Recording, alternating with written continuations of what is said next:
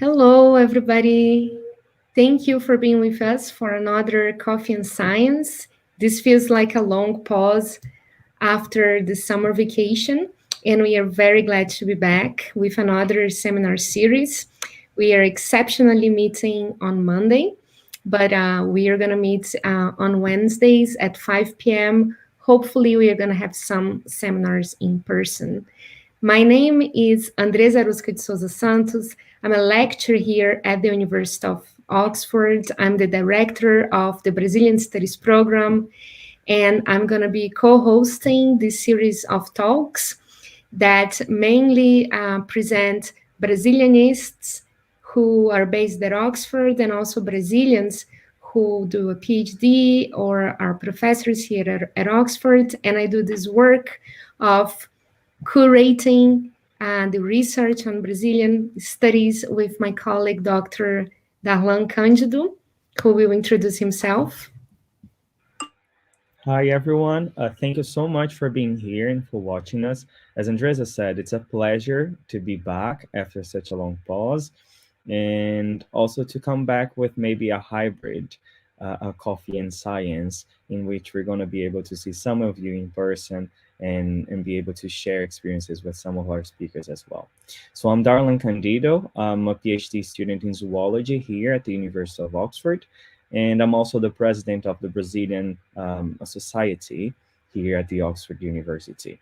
So it's my pleasure today to co-host this event with Andreza and hopefully many more this term as well. Thank you so much, Andreza. Thank you so much. And together with Darlan, we also have our speakers for today. And it's going to be a great pleasure to have a conversation with Dr. Marcos Colón, who holds a PhD in Spanish and Portuguese cultural studies from the University of Wisconsin-Madison in 2019. He currently researches Brazilian literary and cultural studies with a particular emphasis on representations of the Amazon in Brazilian literature and film. So you might know Marcos Colón by his very important documentary, who represents diverse perspectives on humanity's complex relations with the natural world, which is called Beyond Fordilândia, an environmental account of Henry Ford's adventure in the Amazon. So Marcos is going to talk a little bit about his work, about his documentary, and we are going to have Professor Jeffrey Hoelle making the conversation with Marcos about this documentary, this very important work, and the following works that Marcos has been developing ever since. So I'm already going to present Professor Jeff Hoelle, who is Associate Professor of Anthropology at the University of California, Santa Barbara, and he's now a visiting academic here at the LAC, at the Latin American Center at the University of Oxford. His research focuses on how non-indigenous Amazonians relate to nature along the frontiers of the Brazilian Amazon. He seeks to understand the on-the-ground logic of Amazonian deforestation from the perspective of diverse actors, including gold miners, cattle ranchers, colonies, rubber tapers, and urbanities. So Hoelle's first book is called Rainforest Cowboys, The Rise of Ranching Cattle Culture in Western Amazonia. So it's a real pleasure to have the two of you here with us. I think without delay, we can give the floor to Marcos. Thank you. Thank you, Andreza. Thank you, the Brazilian Study Program here for receiving me. Thank you for the introduction, for your words. It's a pleasure to be here with you, with my colleague and friend, Jeffrey Hoelle. And thank you, Darlan, also for all the support on the background. Thank you so much. Well, I would like to start this conversation with you about Beyond Fordilândia. Beyond Fordilândia, it's a documentary film that was shot in the end of 2017, in 18. We spent like about 16 months dive into the Amazon, investigating and researching into these particular matters that we address in the film. But today, I would like to address a few things with you. I decided to talk a little about 3 points, but we can expand on those. First of all, I would like to bring your attention to this method that continues to be implemented in the Amazon, which is these patterns of predatory destruction in the region. Also, as a second point, I would like to address this matter of this learning about this discourse that has been, I would say, being perpetuating the region, but now has been galvanized and has been taking this discourse of expansion or development, as you can say, to another level. And when you talk about this green discourse, And last but not least, I would like to mention to offer, or maybe to address how my research has been give me a way of looking into these particular ways of seeing the region through a different lens.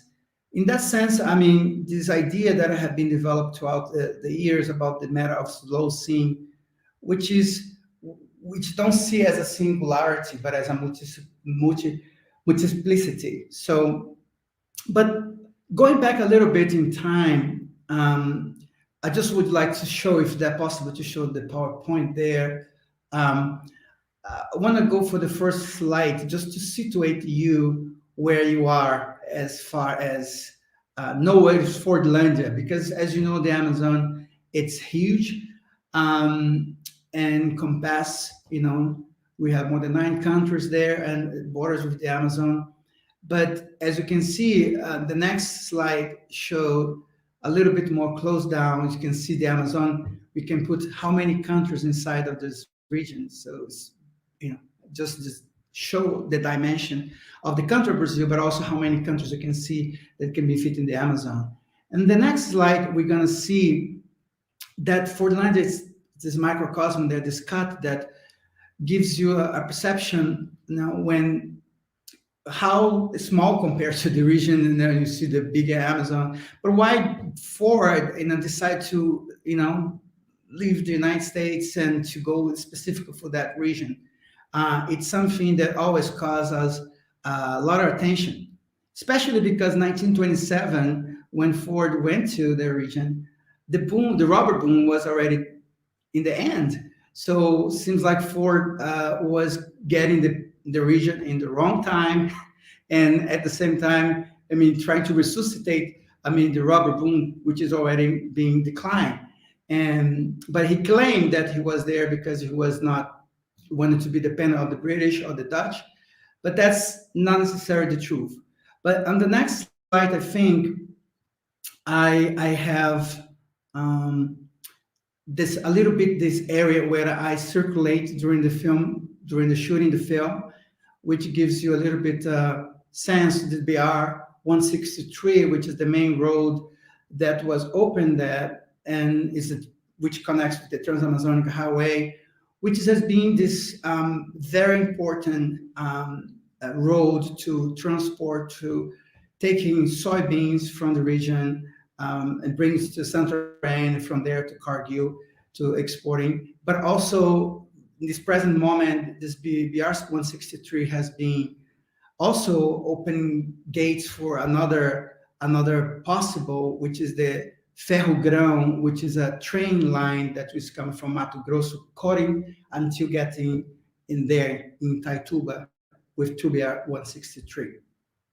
So I think the next slide I have this particular road here. This is the entrance of Fordilândia by road. If you go by boat, you're going to have approximately like 12 hours, but depends which kind of boat you use. But this is the main entry from BR 163 into the road that takes us to to Fordilândia. But going back a little bit about this particular method of operation of Fordilândia, I wanted to today to focus about this particular method, this method that has been continued to be implemented in the region. But why it's important to talk about this method is because nowadays all this process that we have been seeing that was foundationally initiated over there with Ford, they have been diversified themselves in many ways. So, for instance, in January 11 this year, the Ford Motor Company announced the close of its factory in Brazil after nearly a century of operation in Brazil. So by that, the announcement provoked a series of questions about the economic fallout of move that this move left some like 5,000 people employment on this big, gigantic Ford company factory, and open a gap in the automotive industry. Another aspect also that it's very important to have a scrutiny is, however, is how Ford is historically connected to the predatory model of economic exploitation that's still in force in the Amazon today.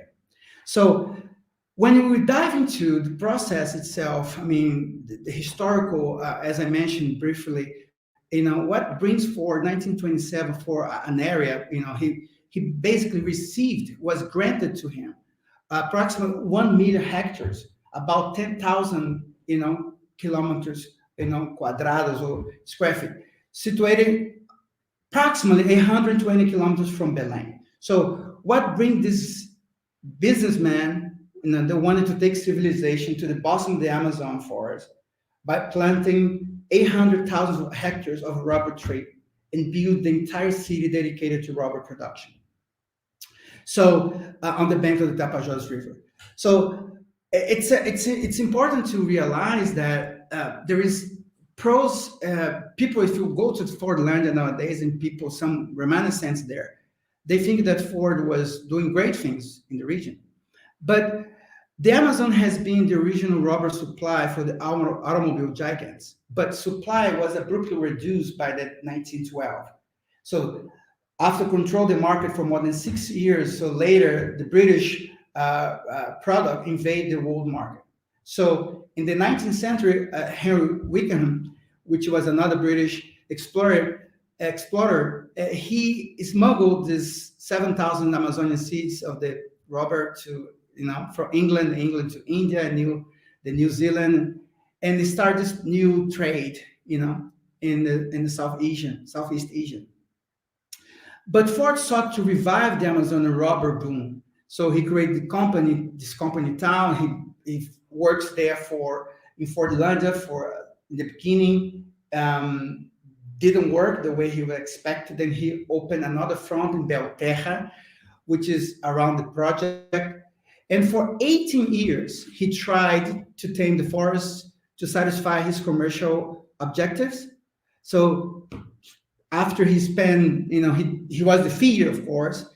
The natural habitat, rubber trees spread across great extension of the forest where they were protected. So, but Ford, when he arrived there, he didn't see much what he was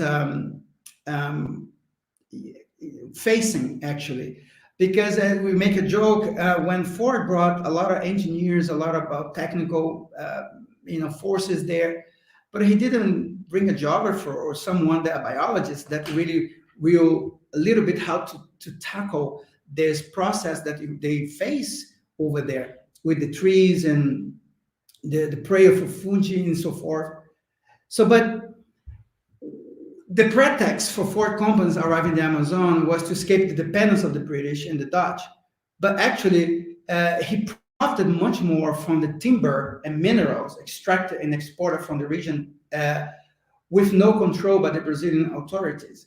So then, after he expected that he could be capitalized on the rubber, he realized that he managed to make more profit on the timber in itself, in the minerals, which I explained that a little bit in Fordilândia. So nevertheless, by building Fordilândia and Belterra, these two cities, Ford fulfilled his capitalist utopia, of controlling nature, which was a model that usurped the local culture and way of life, imposed external dynamics on the Amazon caboclo and their diet, feast, labor, and suddenly abandoned everything in 1945, I'm sorry, when they no longer satisfied the economic interest of the company, and after an overall investment of about $10 million. So Ford just simply abandoned the whole business, the whole adventure, as I call.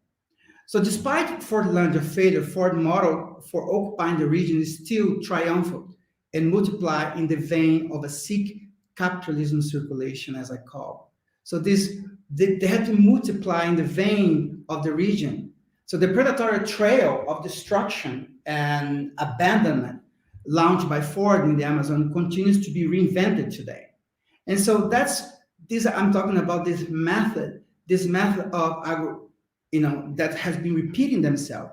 So you have the agribusiness in particular shared with the Fordilândia matrix, the fingerprint, as you see nowadays in the agribusiness, comes from Fordilândia, fingerprint of exclusion, of the environmental racism reproduced as a cancer in the country, industrial arterials. So this could be in many ways, in ways that has been diversified themselves. You can talk about the Manaus Free Trade Zone. You can talk about the steel making metallurgical center in Pará, Belo Monte Dam, the hydraulic projects. All this, the ubiquity of soy agribusiness corporation has been treated the Amazon and other environmental as a product force to be exploited. So the region has been, since that particular moment that Ford landed there, and even more nowadays, Ford paved the way for this new project, new adventures in the region. And it's very important to see that my documentary Fordilândia, what I tried to do there was to connect the past of rubber with the contemporary scenery of agribusiness in the Amazon. And I was trying to demonstrate the threats that, this particular model of economic intervention, such as Fordilândia, produced today in the biomas, in the rural and the urban, and the indigenous population, the small farmers and men and women that have cultural and historical connection in the region. So when Ford arrived in the region as one of the protagonists in my documentary, Luis Magno, which is a professor, a high school professor in Fordilândia, he addressed these matters in a very forceful, in a very compelling way. And by arriving in the Amazon in that particular time, I used to say that when Mário de Andrade, which is a Brazilian writer, he went to the Amazon to visit 1927, Mário, later on, he wrote a diary that he called Turista Aprendiz. And I like to mention that because when I went to the Amazon, I went because of this diary of Mário de Andrade. Was this particular diary that brought me to the region. What I realized was that Mário, he was in Belém. He said, I wanted to go to Fordilândia, but he couldn't. And I said, if Mário didn't go, I want to go to pay a visit to Fordilândia. But Mário, as he wrote his diary, he called Turista Aprendiz. It's very important, this particular, this appendix of tourist, something like that in English. But why is that important? Because Mário went to the Amazon not with this idea that he knew everything about the region. He went to the Amazon with the idea that he wants to learn, and he wants to be an apprentice. He went there with the idea. And that's why you see what he captured in his diary, a lot of narratives there that really shows and display his very close eye to this particular region, but with not the expertise that from someone from the South, but he came there with open mind to really learn and knew the region. And what I'm saying that about Mario, because Fordilândia was my first film, and was a film that brought me to a region that I knew very little about it. But it was a process that initiated me to really dive into the region. And when you see Ford arrive in the Amazon with this idea of controlling the nation, controlling the nature, I'm sorry. And he first of all, he did not respect the local. He changed completely. I mean, we can mention that later. But if you look for what Ford did, for what has been done in the forest right now, it's not different, because it's the same idea. Because we came to the region with the idea that we know everything, and the forest always teach you the opposite. And when I was there, I think during the process of 16 months diving into the region, I went there with one idea, and I learned to learn with the community, with the riparians, with the indigenous communities there that I visit. And so Fordlandia, we try to give voice for these anonymous people that are there, being the recipient of a process that 9 years ago changed the complete landscape of the region. But it's important to realize that there is this same model, the same method that was implemented by Ford, has been implemented right now. When it's the same method that ignore, that do not recognize, do not see it, the people that live there, do not respect the environment in itself. And that's something that really has been very, very impactful for me in transformation in my work, because that allows me and gives me a new way of seeing the region, their people, their relationship with their own environment, and so on. So from that, we bring this idea for nowadays. So learn about the discourse of controlling, as I mentioned. So it's a narrative that has been implemented in the region for quite some time. We know that. But at the same time, this green discourse, this sustainable ideas that, for instance, we have been implemented by companies like Cargill. Cargill nowadays has a bank, but also they capture all the family farmers that has been for decades, years, working there, laboring there. They don't own them. The machine. They have to buy machines in order to, they have to buy them, they have to buy, and they don't have resources. They have to get loans from this Cargill bank, the supply. Anyway, this create a different kind of relationship in the region, and that has been also changed. But let's be just going back a little bit in Ford Adventure. It's important to notice that Ford, according to David L. Lewis, Ford has have a large investment in soybean, and he spent about 1.2 million on an effort to really develop a car made by soy. They call the soil mobile, by fiber of soy. So Ford believed that the plastic produced from the soy would be the material of the future, and he truly believed that. And what you see today. Brazil is the largest producer of an exporter of soy on the planet.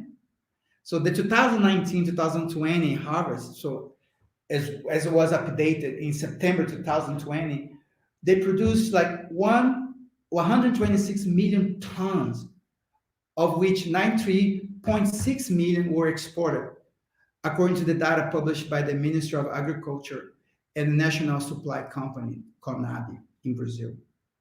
So Belterra, one of the cities that built by Ford in Pará, had 13.85, it's 13,851 hectares of soy plantation in 2019. So if you had the opportunity to visit that region, what you're going to see is only a soybean field plantation. And that has been a huge impact on the way that the region, it's environmental-wise, has been affected. Not only the temperature, the amount of contamination spread in the region, the impact that have in the fish industry, and go on. So if you just make a contrast with this, with the Cerrado, which is also known as the Brazilian tropical savanna, the second biome after the Amazon. The Cerrado is responsible for 30% of the national territory, equivalent to, let's say, France, England, and Germany altogether, with more than 2,000 hectares. So the Cerrado, it's another area that has been, there's a big showdown between the impact that the demand that has been for soybean has also impacted the destruction of the Cerrado and vice versa. And there is a phenomenon there, which my point here is just to mention this to bring that as a contrast. But if you look to the close relationship between the current president of Brazil and Jair Bolsonaro and the agribusiness and the illegal mining sectors that has been spurring criminal actions to try to survive of the forest and its people. And despite the expansion of this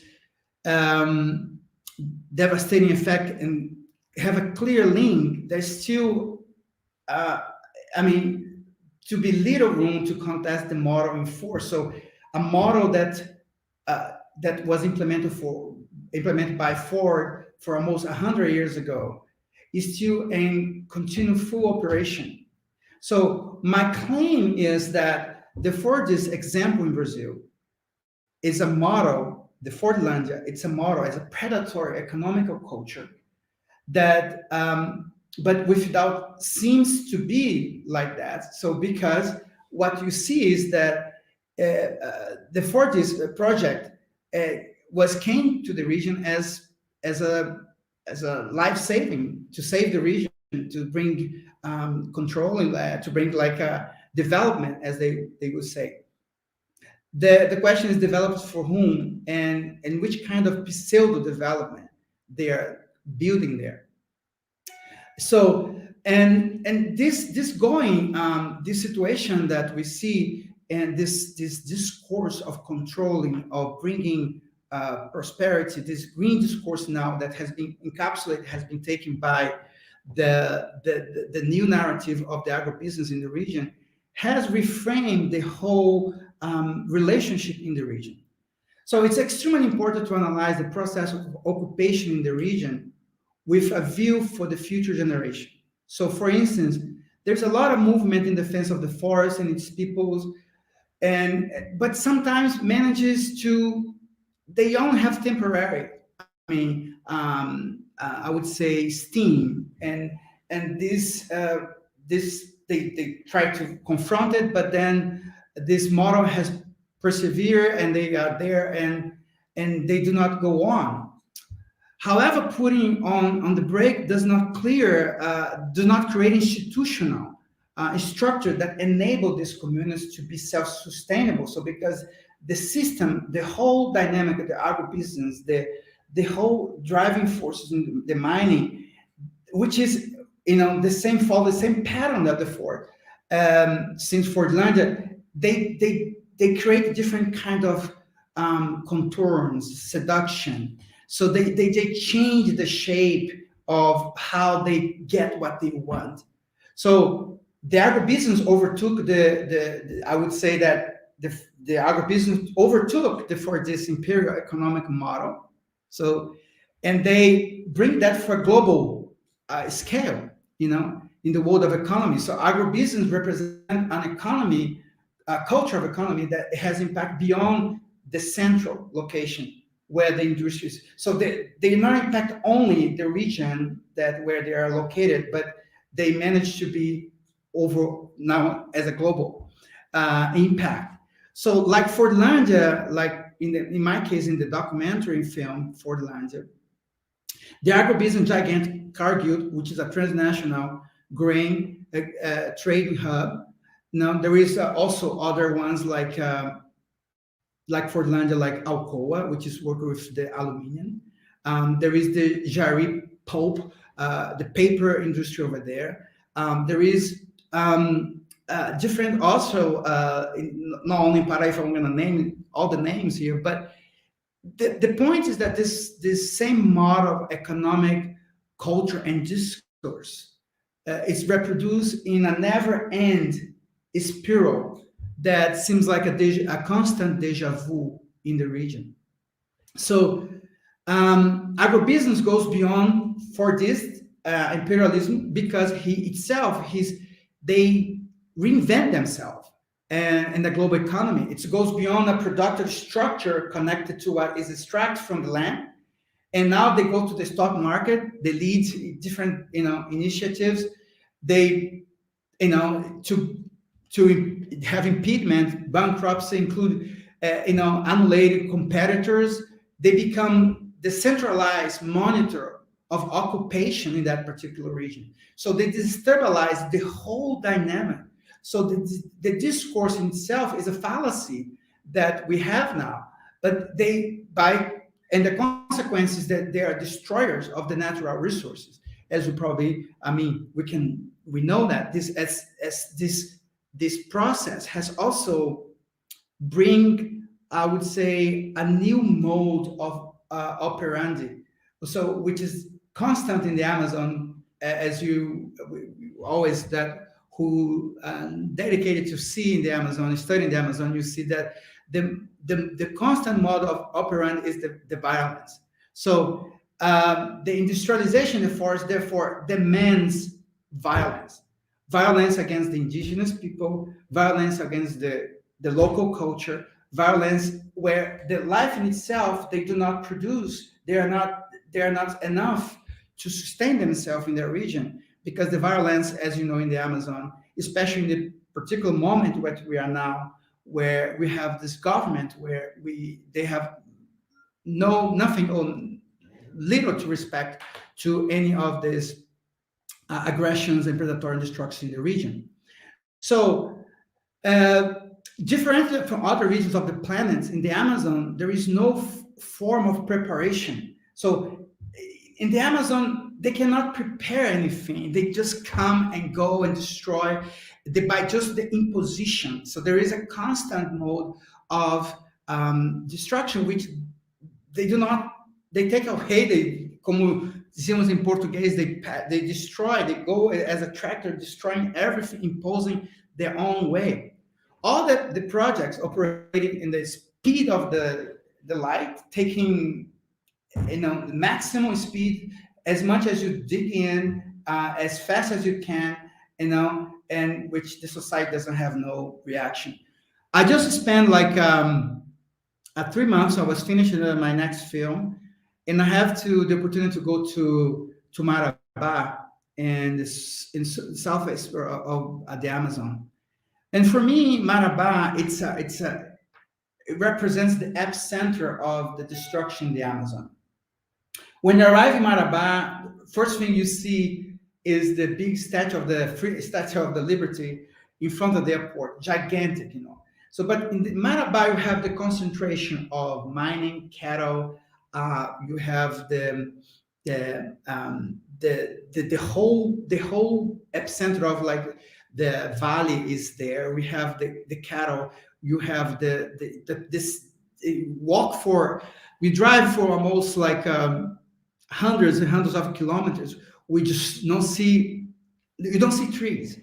The only trees you see is in the indigenous territory nearby, but the rest is the cattle industry. We have the soy, but mainly over there you have the mining, the Carajás Valley, which is also in itself has a change his ways of operation in the region. If you compare the way the valley works in Minas, the way they work in Carajás, they learn how to on their failures over there or the impact they have because they were being in the city. And in Carajás, they exclude everything from their surroundings, everything close to them. They create invisibility. We don't see the damage. You don't see we are not allowed. We're trying to film there, but we're not allowed even to get close. You have to a lot of like security, to even to get there.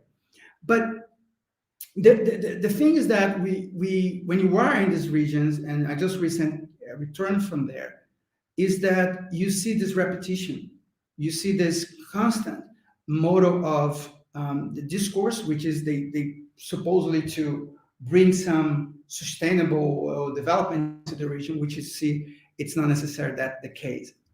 I'm just checking here my time to see how I'm going. I already passed my time, but to mention to the point 3 that I was trying to address is that how my work has been a way of looking to this region through a different lens.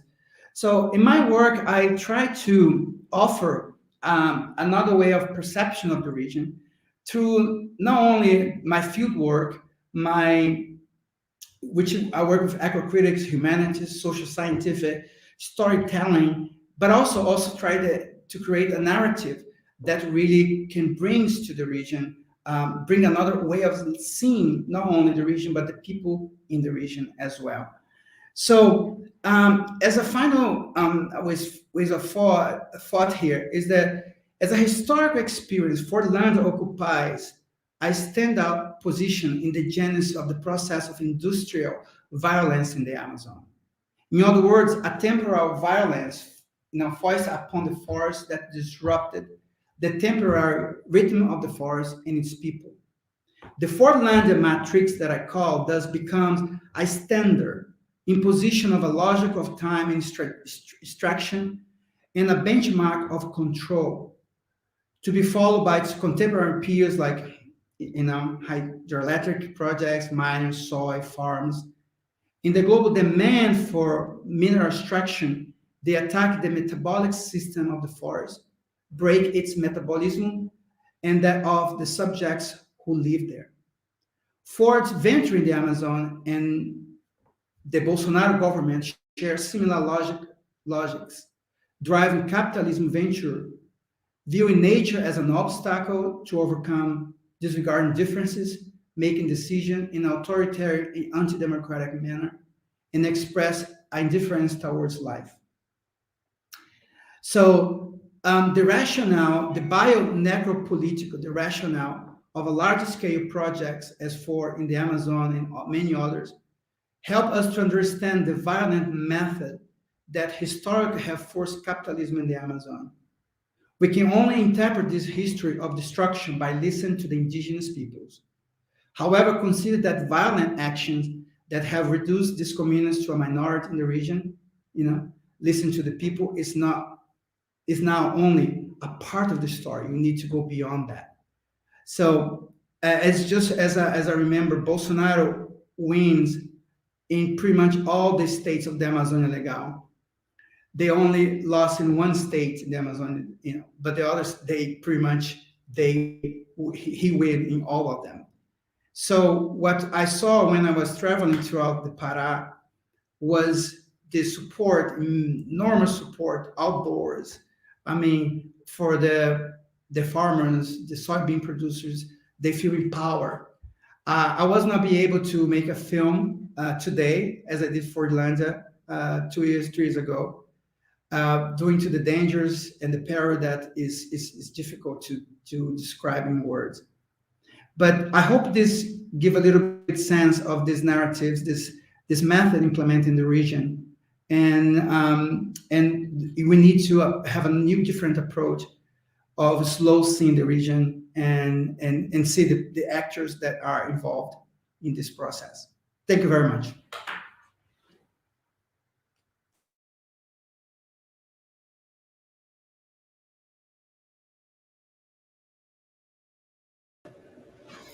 Thank you so much, Marcos. It was a great pleasure to hear your discussion.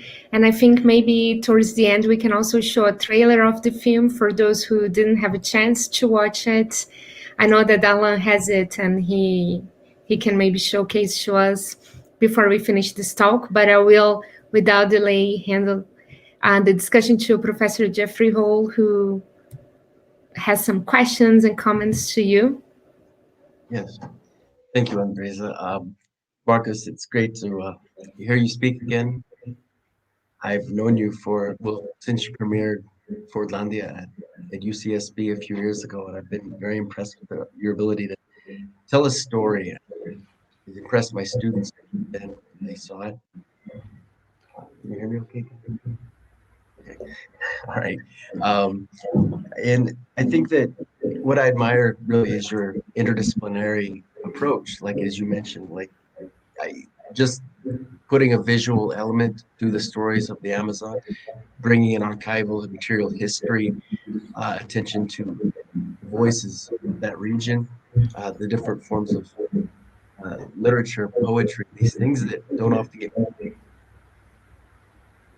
mentioned, especially when we talk about the environment and environmental issues. We think of both interdisciplinary perspectives, social science and natural science, but less we hear the humanities, criticism, these other perspectives that are very powerful, fundamentally humanistic. And I think that it's great to see how you bring in those elements, but you're also your sort of humanizing of people who tend to be kind of caught in the crossfire of these environmental issues. So I really enjoyed hearing you talk about this, and I encourage people to certainly watch this film, and hopefully you can tell us a little bit about more some of your other ones that I've seen snippets of over the years. But I suppose I just want to ask you a question to kind of start off, and I encourage anyone in the audience to feel free to post a question. But it's clear to me, like watching the film, that you have a rapport with people, even though you may not know them that well, that you have a certain manner of approaching them in which they tend to feel comfortable speaking with you, and that results in something meaningful besides sort of like a voice from the region. There's actually you're able to draw them in to tell the story using them not as props but as actual actors in a performance of what is occurring in a place that can be sort of understood in very binary terms. It's all destruction. But like when you have, for example, the people living in contemporary Fordlandia, I think that's nice because it's not a historical place. It has this legacy of the sort of methods you discuss, but also people living there making a life in these ruins of this place. So yeah, I suppose if you could just talk a little bit about this method, because I think especially for students, it's useful to think about what is an interdisciplinary approach and how do you really bring people in as more than sort of respondents to a survey or as sort of just voices, but voices who propel and help us to really understand on a deeper level a place. Yeah, thanks, Jeff, for the question. I think it's a very fundamental question that has been the foundation of my work and my view of the region. But as I said to you during the talk, one of the things that really has been very powerful for me, and because I went to the Amazonia to learn, not with the idea that I knew anything. And until this very moment, I don't think I know anything. I have been diving a little bit into that. And for me, the decisive moment is when you are there to listen to people. And I, more than anything, I mean, for instance, Rob Nixon, which was my professor, he works with the concept of environment and slow violence, which slow violence talks more about, I would say, the environmental change, the problems that, transformation and changes and environmental itself. My way of looking as a slow thing, I try to look for change in perception, and that's it's. I try to pay very much attention how people are perceiving their environment, how they are really really are encapsulating that region, and how they see the change and transformation in the way of seeing. And that's change is changing. It's different from what Rob did, because my attention is for the people, how they describe, how they, I mean, characterize this transformation. And I can give you several examples, but we don't have much time. But one of the case that I put on the film just a little bit was a gentleman who he came to work with the Ford company when he has, I think, 10 years old. His father was an employee from Ford. They provide food for them. And when I arrived in his house, he started to show me. There is a slide actually that I think the last slide I think is his words, and he's trying to describe the region, his backyard, the kind of fruits they have, and the kind of like a fish they have in Igarapé. Igarapé is a stream of water. They create their own fish, and they were trying and describing to me how the arriving of the soybean industry over there changed the whole dynamic. And he started to say, Marcos, here you used to have a lot of birds. Now you don't have juruti. Juruti is a kind of like a small bird in the Amazon. I don't know the equivalent in English now, but and that for me was so powerful because right there he was narrating to me the environmental changes and his perception, and he was realizing the change in the region. But this was only possible, Jeff, because you have to listen to them. You have to stop from the velocity of the street and the roads and then full stop and listen to them. So a lot of times we go to the Amazon. We don't spend time listening to people. We went there maybe as a researchers, and we just doing some things here and there. But the value and the treasure is when you stop and you listen to them. One of the things that I also try to associate with the Ford is because Ford, we talk about all this process, the Fordilândia matrix and everything but there is one thing that I also mentioned my class is that Ford, besides all this, he opened the roads, and the roads that was open paved the way for more penetration, more destruction in the region. But not only that brings the velocity, they bring this different rhythm to the region. And that transformation, that rhythm, doesn't allow you to pay attention. When you drive to BR-163, you saw that hundreds, miles and miles of soil being filled. You don't see, there is parts you don't see no forest. But you don't pay attention because the velocity, of the street, of the roads, they take away your attention, and you have to have a full stop to see all the actors that are involved in this predatory system, this narrative, the discourse, this method of destruction. And for that, you need to engage, you need to stop and see it. And that's why I try to do with Fordilândia. I try to listen to bring the voices to this unknowing, citizens and riparians, family farmers, women. I went there, spent time with them. I created empathy with them. And that's the only way we can really start to realize the threat, the peril they are facing right now. So I can describe the whole dynamic of the consequences of the soybean plantation, contamination of the groundwater. You have cases of cancer in the region exponentially. You have the landscape completely destroyed. The amount of, you don't see birds, you don't see, the animals. So you have a different structure because, for instance, when you destroy the forest, the animals, they attack humans. So there is a huge amount of attack of jaguars attacking people because they don't have a forest, was taken away from them. So, but you need to listen to these actors, to these people that are there in order to, and see how they perceive their region, how they really realize. And slow seeing, it's an invitation, because when you stop for the velocity of the road, stop to see them, that allows you to create, to see, to perceive better the region, but allows you to create some policy that really can change and create some action towards that. But another very important point is that slow seeing brings us for a single point of view to a multiple point of view. We start to see not only one individual, but a multiplicity of agents and people that are in the region which are affected by those predatory destructions in the region in many ways. I think, I mean, time is up, but I mean, I just think that's a very important question, because that allows us, you have to engage, you have to know this with these locals ones in order to really try to help them in their effort to fight, you know, this war against this big business in the region. Thank you. We have time for a question, Andreza, from the audience. Yes, we do. I checked with Darlan, and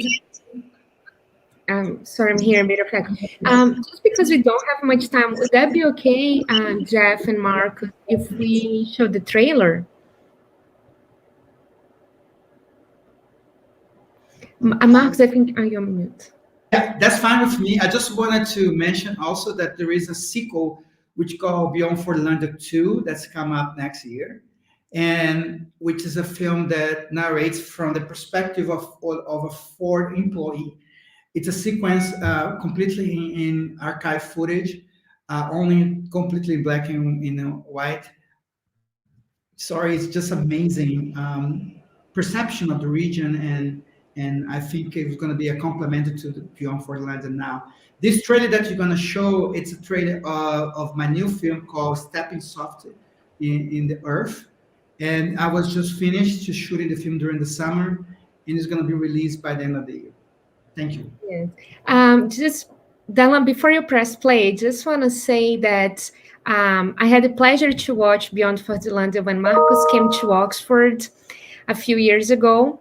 And if, in case you haven't watched it yet, please write in the comments if you'd like to watch, because Marcus kindly made his film available to us because of his visit to Oxford, so we can facilitate for you. We are going to finish with this trailer, and thank you so much for having joined us today.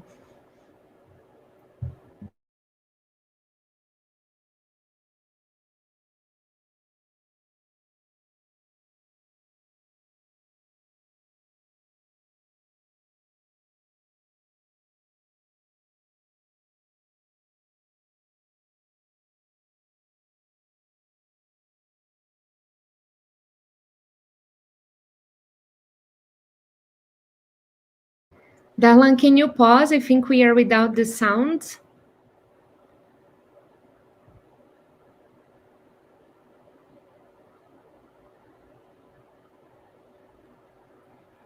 Yes, let me include myself into the transmission. Maybe that's the issue. Yes. Can you hear it now? O nosso coração chora, a nossa mente se entristece.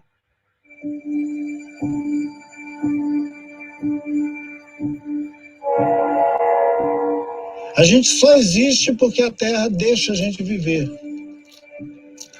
Ela dá vida pra gente. Não tem outra coisa que dá vida. É por isso que a gente chama ela de Mãe Terra.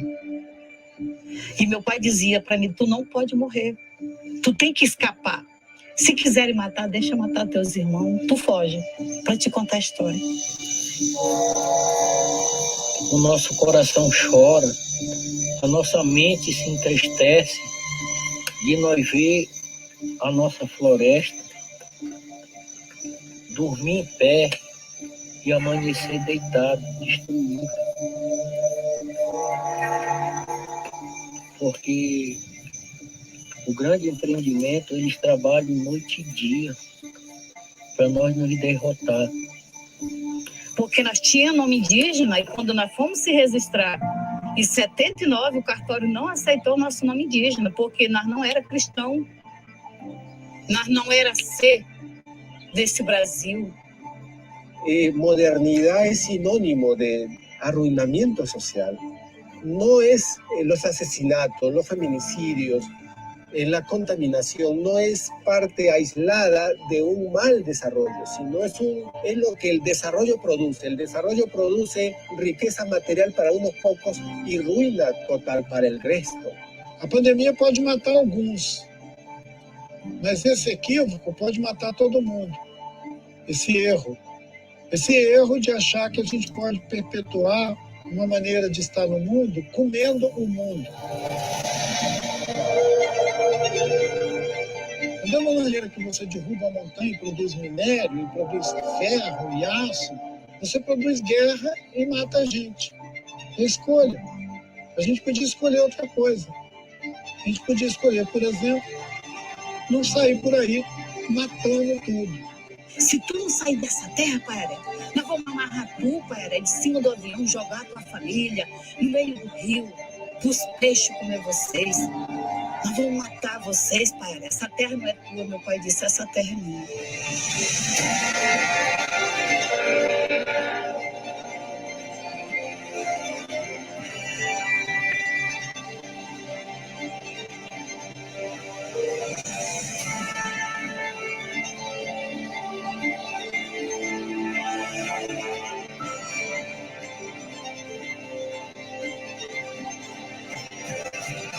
Só a nossa firme resistência poderá impedir que essa tragédia seja irreversível para os povos originários e para a vida planetária.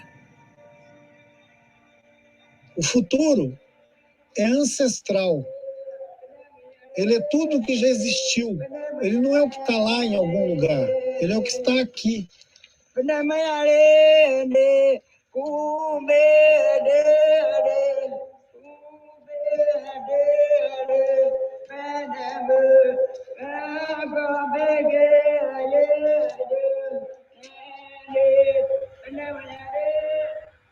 How does Hello Fresh keep?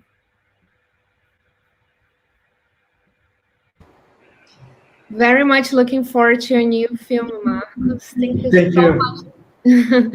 And thank you so much for being with us today. Thank you also, Jeff, for the comments. Thank you, Darlan, for setting her up. It has been a great pleasure. Thank you. Thank you, everyone, for watching us, and stay tuned. We'll have updates on the next Coffee and Sciences, our series, and maybe we'll have some hybrid events this term.